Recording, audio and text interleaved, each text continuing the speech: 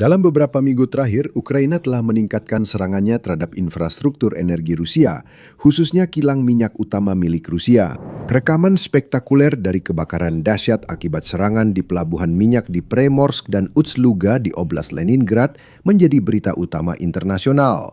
Rekaman satelit kemudian mengkonfirmasi kerusakan besar di kedua lokasi tersebut. Serangan-serangan ini menjadi pukulan serius bagi mesin perang Rusia. Mengapa? Menyerang ekspor minyak Rusia berarti menghantam militer Rusia dari sisi yang paling menyakitkan, yakni keuangannya. Selain serangan di Primorsk dan Ust-Luga, Ukraina juga telah melakukan serangan lebih lanjut terhadap dua kilang minyak Rusia lainnya, Kirysi Neftir Orgsyntez atau KINEV yang terletak di kota Kirysi, Oblast Leningrad, dan Yaroslavl Neftir Orgsyntez atau Yanos yang berada di kota Yaroslavl di Oblast dengan nama yang sama. Serangan-serangan ini bisa menyebabkan militer Rusia terhenti, namun karena alasan mekanis sepenuhnya dan bukan alasan finansial. Inilah yang diserang Ukraina dan mengapa serangan itu jadi pukulan besar bagi Kremlin. Kilang Kirysi Neftev Orgsyntez dan Yaroslavl Neftir Orgsyntez. Keduanya berjarak sekitar 430 hingga 435 mil dari perbatasan Ukraina terdekat. Namun ini bukan sekedar kilang biasa. Rusia memiliki setidaknya 50 kilang secara keseluruhan yang menunjukkan betapa luasnya industri minyak negara tersebut. KINEV dianggap sebagai yang terbesar kedua dan Yanos yang keempat. Kedua kilang tersebut diperkirakan menghasilkan sekitar 380.000 dan 300.000 barrel minyak per hari masing-masing. Kapasitas pengolahan minyak total Rusia diperkirakan sekitar 6,5 hingga 6,6 juta barrel per hari. Jadi Rusia kehilangan sedikit lebih dari 10% dari total kapasitas pengolahannya setiap hari ketika dua kilang ini tidak beroperasi. Itu sangat besar.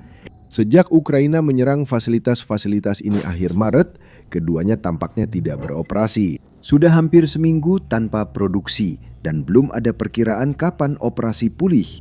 Ditambah lagi dengan serangan terhadap pusat ekspor minyak Primorsk dan Ust-Luga di dekatnya, Rusia kehilangan pendapatan besar dari ekspor minyak. Semua ini terjadi di waktu yang salah. Di seluruh dunia, harga minyak melonjak tajam akibat penutupan Selat Hormuz oleh Iran sebagai respons terhadap serangan dari Amerika Serikat dan Israel. Sekitar 20% perdagangan minyak dunia melewati selat ini, dan penutupannya selama sebulan telah memicu apa yang disebut beberapa orang sebagai guncangan pasokan minyak terbesar dalam sejarah. Masalah ini sangat parah hingga Amerika Serikat sementara mencabut sanksi ekspor minyak Rusia dan Iran untuk menutupi kekurangan. Presiden Rusia Vladimir Putin sangat menantikan peluang permintaan besar-besaran terhadap minyak Rusia untuk menutupi kekurangan tersebut, terutama dengan harga 2 hingga 3 kali lipat dari yang bisa didapatkan sebelumnya. Namun yang terjadi justru sebaliknya. Dengan harga saat ini, dia kehilangan sekitar 50 hingga 100 juta dolar per hari akibat serangan gabungan terhadap dua kilang ini dan pusat-pusat pengiriman minyak yang mereka hasilkan. Itu pasti sangat menyakitkan. Namun, serangan ke KINEV dan Yanos menimbulkan sakit kepala lebih besar karena kedua kilang ini memproduksi lebih dari sekedar bahan bakar standar.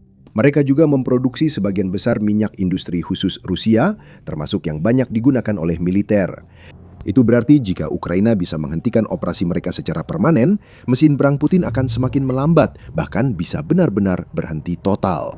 Secara teknis, ada kilang ketiga yang memproduksi minyak industri untuk mendukung pergerakan militer Rusia.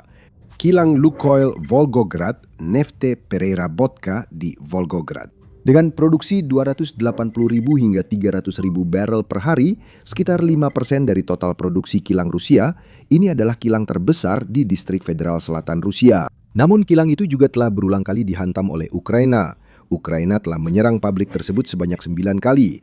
Serangan terakhir pada malam 11 Februari merusak unit distilasi minyak mentah utama yang menyumbang sekitar 40% dari kapasitasnya, sehingga memaksa penghentian operasi secara penuh. Hingga akhir Maret, fasilitas tersebut masih belum beroperasi dan belum ada jadwal dimulainya kembali yang diberikan. Jadi, nyaris tak ada kelegaan untuk Putin di sana. Pabrik Volgograd mengkhususkan diri dalam pengolahan mendalam dengan hasil berupa bahan bakar diesel standar dan bensin, serta bahan bakar khusus seperti kerosin aviasi, minyak bakar, bitumen, dan pelumas. Banyak di antaranya sangat penting bagi militer Rusia. Jet tempur dan pembom strategis tak bisa terbang tanpa bahan bakar aviasi. Anda tidak bisa menjaga kendaraan lapis baja, sistem pertahanan udara bergerak dan artileri berfungsi tanpa pelumas untuk bagian-bagian pentingnya. Bagi Putin, ini bukan hanya 2 kali lipat, tapi 3 kali lipat masalahnya. Sebagai kilang terbesar kedua di negara itu, Kyiv memiliki sekitar 80 jenis produk yang berbeda. Ini termasuk bensin motor, bahan bakar diesel, bahan bakar jet, minyak bakar, bitumen minyak bumi, gas petroleum cair, aromatik minyak bumi dan pelarut, parafin minyak bumi, asam sulfat, belerang, dan lainnya. Yang penting, pabrik ini juga memproduksi hampir semua jenis bahan bakar jet untuk penerbangan sipil maupun militer. Itu termasuk jenis bahan bakar aviasi TS1, T1, T1S, T2, dan RT. Yang paling sering digunakan adalah TS1, yang dianggap setara dengan jet A1 dari barat. Ini bahan bakar jet kerosin standar yang dipakai di sebagian besar pesawat militer dan sipil Rusia. Bahan bakar ini terkenal karena kinerja baik di cuaca dingin dengan titik beku sangat rendah, minus 58 derajat Fahrenheit. RT, kadang-kadang disebut PT, karena seperti itulah penulisannya dalam alfabet Sirilik, adalah kelas yang lebih tinggi dari TS1. Bahan bakar ini kerap disebut bahan bakar Rusia terpadu untuk pesawat subsonik dan supersonik. RT adalah produk hasil hidrotreating dengan spesifikasi kualitas yang lebih tinggi dan digunakan oleh pesawat tempur supersonik seperti Su-30 untuk misi di mana bahan bakar bisa menjadi panas. Jadi setiap hari Kyiv tetap offline, Angkatan Udara Rusia kekurangan bahan bakar penting yang dibutuhkan untuk menjaga pesawat tempur dan pembomnya tetap terbang. Tidak diketahui berapa banyak cadangan bahan bakar khusus Rusia, namun operasi di Ukraina menunjukkan cadangan itu tak akan bertahan lama. Namun, masalah Putin akibat Kyiv yang terus-menerus tidak beroperasi tak hanya soal bahan bakar penerbangan.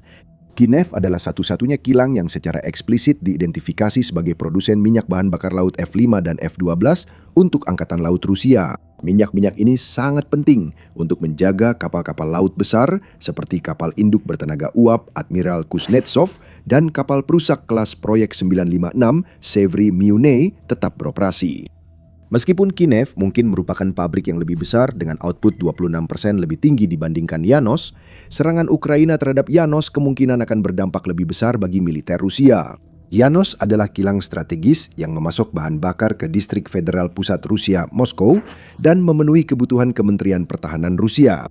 Namun, Yanos juga merupakan produsen utama Rusia untuk berbagai jenis minyak dan pelumas khusus dengan kapasitas pengolahan 15 juta ton minyak per tahun. Produk utamanya meliputi bensin motor, bahan bakar diesel, bahan bakar jet, minyak pemanas, bitumen untuk jalan, atap dan konstruksi, produk lilin parafin, hidrokarbon aromatik, serta minyak dasar, kompresor, transmisi, dan minyak industri. Yanos adalah satu-satunya produsen bahan bakar diesel Arktik khusus yang memenuhi standar unik Kementerian Pertahanan Rusia. Efektif hingga suhu minus 85 derajat Fahrenheit, bahan bakar ini tetap berkinerja pada suhu yang sangat rendah tanpa menggunakan aditif. Bahan bakar ini menggunakan penyulingan canggih seperti iosote waxing agar tetap dapat digunakan dalam kondisi Arktik dan Antartika.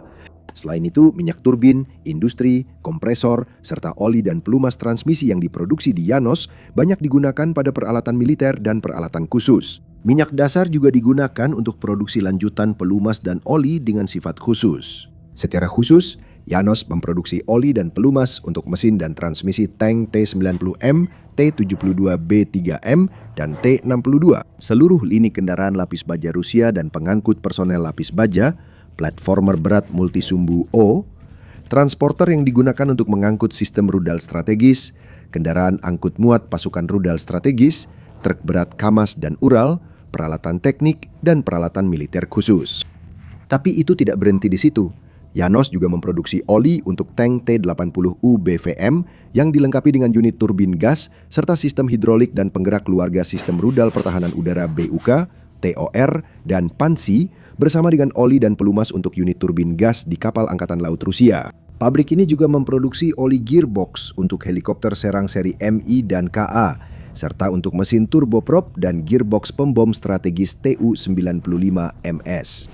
Sekali lagi, tidak jelas seberapa banyak cadangan oli dan pelumas penting ini yang dimiliki Rusia jika memang ada sama sekali. Tapi satu hal yang pasti, setiap hari Yanos tetap lumpuh.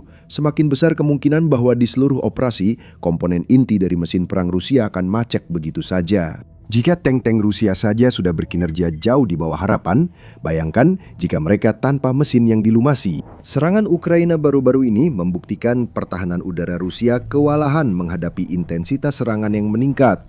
Bayangkan betapa rentannya mereka jika tidak dapat memindahkan sistem seperti Pansa untuk menangkis serangan. Untungnya, konflik di Ukraina belum sampai pada tahap nuklir, jadi kita belum melihat sistem rudal balistik antar benua RS-24 Yars beraksi.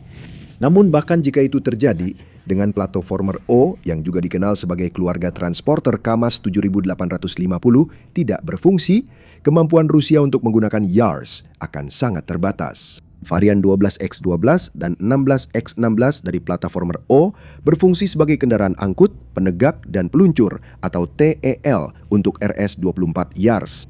Jika Anda bosan dengan berita yang sama di semua sumber, Anda berada di tempat yang tepat. Di sini, di The Military Show, kami tidak hanya menggali di balik berita utama militer, kami juga menjelaskan mengapa berita itu penting. Jadi tekan tombol subscribe agar Anda selalu mengikuti perkembangan terbaru. Sekarang, bukan hanya komponen berbasis darat dari triad nuklir Rusia yang terganggu akibat kilang Yanos yang tidak beroperasi dalam waktu lama. Komponen udara dari triad tersebut juga semakin terancam. Setiap hari kilang itu tetap tidak beroperasi. Tu-95MS adalah salah satu pembom strategis utama Rusia dengan sekitar 47 unit yang masih aktif dan sekitar 13 unit lainnya disimpan, kemungkinan besar hanya bisa digunakan untuk suku cadang. Armada tersebut mengalami kerusakan parah selama tahun lalu akibat operasi jaring laba-laba yang berani tahun lalu. Sekitar 6 hingga 8 Tu-95MS hancur dan satu lagi rusak parah selama serangan di pangkalan udara Olenya dan Belaya, tempat mereka diparkir. Rusia tak mampu kehilangan lebih banyak lagi. Tu-95MS membawa rudal jelajah nuklir KH-102, rudal jelajah jarak jauh KH-55 yang mampu membawa nuklir, dan rudal jarak pendek KH-15 yang diluncurkan dari udara dan berkemampuan nuklir. Pesawat ini juga membawa dan secara rutin meneror Ukraina dengan rudal jelajah konvensional KH-101. Namun pembom ini harus berada di udara untuk meluncurkan rudal-rudalnya, dan itu tidak akan terjadi jika mesin turboprop dan gearboxnya tidak dapat dilumasi secara efektif karena kilang yang memproduksi oli yang diperlukan telah terbakar. Sekarang, meskipun belum jelas berapa lama waktu yang dibutuhkan untuk memulihkan operasi di dua kilang utama tersebut, sangat kecil kemungkinannya bahwa kedua kilang itu berhenti beroperasi secara permanen. Ini adalah fasilitas yang sangat besar, dengan ANOS menempati 809,1 hektar fasilitas proses. Jadi beberapa serangan, terutama dengan drone jarak jauh yang membawa muatan relatif kecil, jelas tidak cukup untuk menghancurkan pabrik sebesar itu. Itulah sebabnya Ukraina fokus pada kuantitas, bukan kualitas. Ukraina rutin menyerang fasilitas itu. Kerusakan dan biaya perbaikan terus naik, begitu juga pendapatan yang hilang karena produksi terganggu. Serangan 28 Maret terhadap Janos di Yaroslavl adalah serangan besar kedua di fasilitas itu. Serangan pertama pada 12 Desember 2025 merusak unit AVT-4 yang menyumbang sekitar sepertiga dari kapasitasnya serta tempat pemuatan minyak. Seperti serangan pada bulan Maret, sumber industri mengonfirmasi bahwa produksi benar-benar dihentikan setelah serangan tersebut, meskipun setidaknya sebagian produksi telah dipulihkan sebelum serangan kedua. Demikian pula, serangan pada 26 Maret terhadap Kiev menyebabkan kebakaran dan merusak dua unit pemrosesan utama ELU AVT-4 dan ELU AVT-6 yang memaksa Kiev menghentikan seluruh operasinya. Fasilitas produksi untuk bitumen minyak bumi, residu terberat dari pemrosesan minyak mentah, serta unit utama pemrosesan minyak mentah dan unit fraksinasi gas yang digunakan untuk memisahkan gas ringan setelah minyak mentah dimurnikan juga mengalami kerusakan. Ini adalah kali ke-6 kilang tersebut terkena serangan, dengan beberapa serangan sebelumnya dikonfirmasi pada 8 Maret 14 September dan 4 Oktober 2025. Pada 8 Maret 2025, otoritas Rusia mengklaim bahwa sebuah drone Ukraina berhasil ditembak jatuh di atas kilang tersebut oleh pertahanan udara Rusia. Menurut Gubernur Oblast Leningrad, Alexander Drozdenko, puing-puing dari drone tersebut merusak struktur luar salah satu tangki penyimpanan. Dia melaporkan cerita serupa setelah serangan pada 14 September, menyatakan bahwa pertahanan udara Rusia telah mencegat 3 drone di wilayah Kurishi dengan puing-puing dari salah satu drone yang ditembak jatuh di lokasi kilang dan memicu kebakaran. Dia menyatakan api berhasil dipadamkan tanpa korban jiwa. Namun demikian, Reuters melaporkan bahwa serangan tersebut memaksa penghentian produksi pada unit pengolahan utama di kilang tersebut yang bertanggung jawab atas hampir 40% kapasitas produksi pabrik. Sumber Reuters melaporkan bahwa sebuah tungku di unit tersebut serta peralatan lainnya rusak akibat serangan itu sehingga produksi terpaksa dihentikan. Perbaikan diperkirakan memakan waktu sebulan, namun Ukraina belum selesai dengan pabrik itu. 3 minggu kemudian pada 4 Oktober mereka menyerang lagi.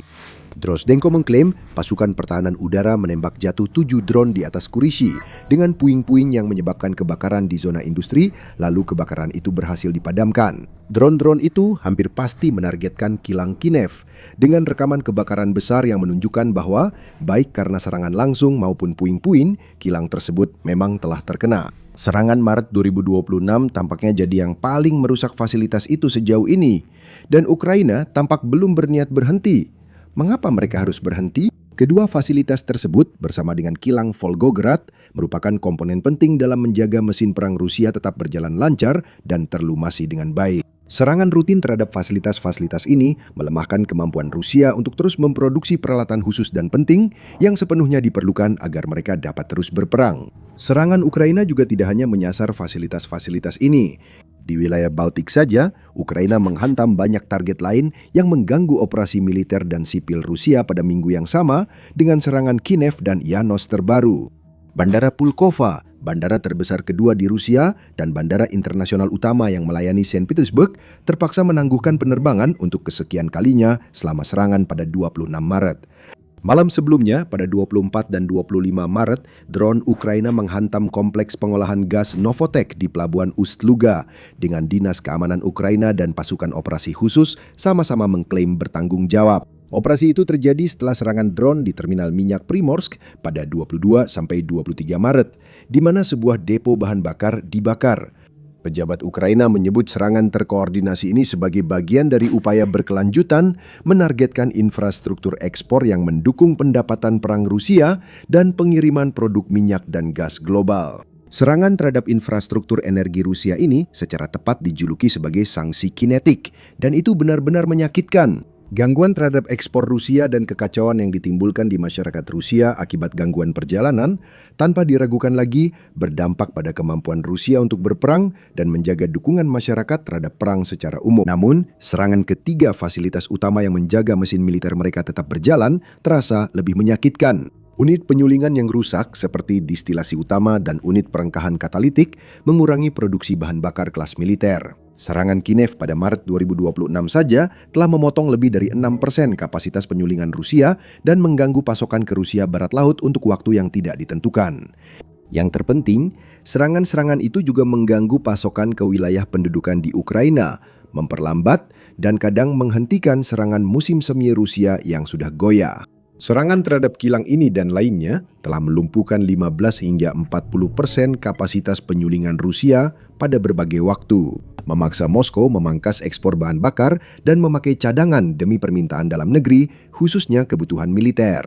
Pendapatan minyak yang turun memukul kemampuan Putin membiayai perang, juga menaikkan harga bahan bakar lokal dan memicu ketidakpuasan publik.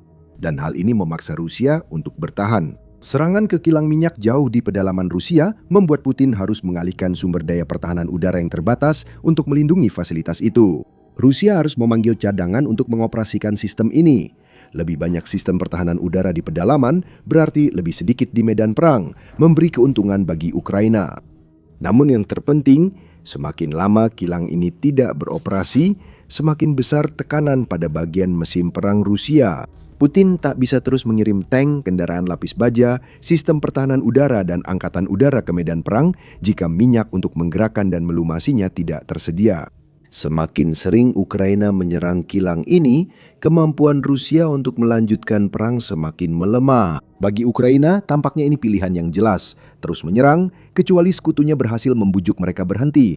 Presiden Ukraina Volodymyr Zelensky sudah mengisyaratkan bahwa beberapa mitra telah mulai menekannya untuk mengurangi intensitas serangan Ukraina terhadap infrastruktur energi Rusia. Alasannya, tentu saja, sama sekali tidak ada hubungannya dengan simpati terhadap Rusia. Pasokan minyak di seluruh dunia mulai menipis akibat kebuntuan di Selat Hormuz. Dengan terpaksa, negara-negara barat harus mengizinkan minyak Rusia kembali ke pasar untuk sementara waktu demi menjaga stabilitas ekonomi global dengan mencegah harga minyak melonjak lebih tinggi lagi. Ukraina mungkin harus menahan diri dari serangan lebih lanjut sementara waktu, bukan hanya karena alasan diplomatik. Pada akhirnya, harga minyak yang tinggi pasti akan berdampak juga di Ukraina seperti di tempat lain. Jika guncangan pasokan ini tidak berlangsung lebih lama lagi, kita bisa berharap melihat lebih banyak bola api berminyak menerangi langit Rusia, khususnya di 3 kilang penting bagi militer Rusia. Itu pun jika Zelensky mau mengikuti seruan sekutunya untuk memperlambat serangan ini. Meski begitu, Ukraina masih punya banyak trik lain. Tonton video ini tentang strategi baru yang bisa mengakhiri perang dengan hasil yang menguntungkan Ukraina. Terima kasih sudah menonton.